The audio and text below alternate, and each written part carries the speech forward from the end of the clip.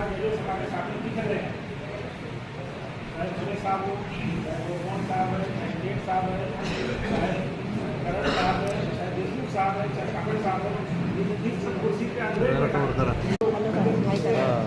और समाज सुधारने के लिए अच्छा काम करते हैं। तो मैं ज़्यादा नहीं बोलूँगा, मैं एक बार फिर सभी को बहुत ही हार्दिक अभिनंदन करता हूँ सभी का। और आप लोग यहाँ पर हैं, आज कार्यक्रम का जो इसका इसी है कि ये बोलने के बाद मैं रिक्वेस्ट करूँगा जेठ साहब को कि दो साहब आज आगे ऊपर बताएं।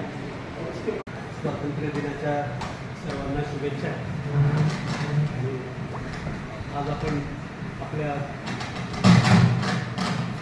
स्टेट गव्हर्नमेंटच्या नवीन सर्क्युलरप्रमाणे राष्ट्रगीत त्या पाठोपाठ राज्यगीत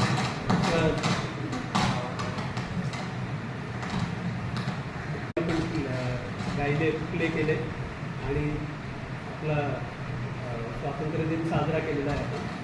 तर आता काल जे सर्क्युलर पाहिलं त्याच्यातलं फक्त एक जे वेगळं वाटलं ते 2 मिनिटात आपल्याला सांगतो की मूळ जय जय महाराष्ट्र माझा त्या सर्क्युलरमध्येच असं आहे की जे आपले गीतकार बडे होते, तर बडे साहेबांचं जे मुख्य गीत होतं त्यानंतर त्याच्यात शाहीर साबळेंनी बदल करून जे भीतीनं आम्हा खुशी मुळे हे कडवे ॲड केले आणि दोघांनी पूर्ण पॅरलल 2 वेगवेगळे जय जय महाराष्ट्र माझा असे जे बनवलेले होते, तर त्यांनी सिलेक्ट करताना एक कडवं शाहीर साबळेंचं पहिलं आणि दुसरं कडवं बडे साहेबांचं असं करून 2 याचं मिळून एक राज्यगीत बनवलं आणि आपल्या 19 फेब्रुवारी 2023 पासून शिवजयंतीच्या ऑकेजनवर निमित्ताने ते राज्यगीत म्हणून त्याला सामील केलं।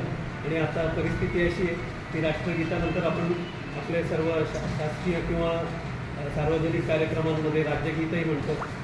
हळूहळू जसं आपलं राष्ट्रगीत पाठ झालं आहे तसं तेही होऊन जाईल। 2च कडव्यांचं आहे आणि 1 मिनिट 41 सेकंदांचंच आहे।